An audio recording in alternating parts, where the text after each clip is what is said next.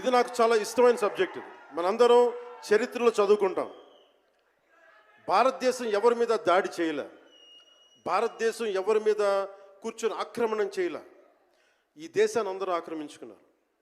మనం చదువుకున్న టెక్స్ట్ బుక్స్లో కానీ స్కూల్ బుక్స్లో కానీ ఎంతసేపు మొఘల్ తాలూకు గొప్పతనాన్ని చెప్పారు తప్ప మొఘల్ తాలూకు అరాచకాన్ని చెప్పలేదు ఎవరు.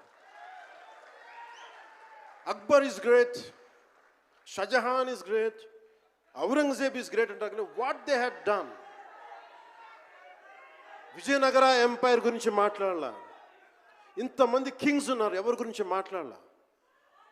We always heard about Mughals' greatness, but what Aurangzeb has done to our country, సొంత తమ్ముడిని చంపేసి దారా సిక్కుని చంపి షాజహాన్ని జైల్లో పెట్టి నువ్వు హిందువుగా బతకాలి అంటే నువ్వు ట్యాక్స్ కట్టాలి. Can you imagine? For being a Hindu you have to pay tax as a Hindu, just to accept, to practice.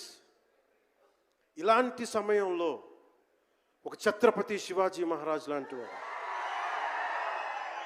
గుండెల్లో శౌర్యాన్ని నింపాడు.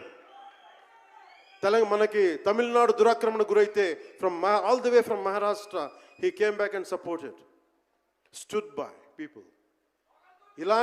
ఇలాంటి నేపథ్యంలో హరిహర వీరమల్లు ఒక ఫిక్షస్ క్యారెక్టర్, ఒక కల్పిత పాత్ర. అలాంటి పాత్రలో సగటు మనిషి ఏమి చేసి ఉండొచ్చు? ఎంతసేపు మనం కోహినూర్ ఎక్కడి నుంచి వచ్చింది? కోహినూర్ ఒకప్పుడు ఉమ్మడి రాజధాని కదా ఇదంతా, మనందరికీ ఉమ్మడి దేశం కదా ఇదంతా, తెలంగాణ నుంచి కృష్ణానది తీరం వరకు టిల్ విజయవాడ.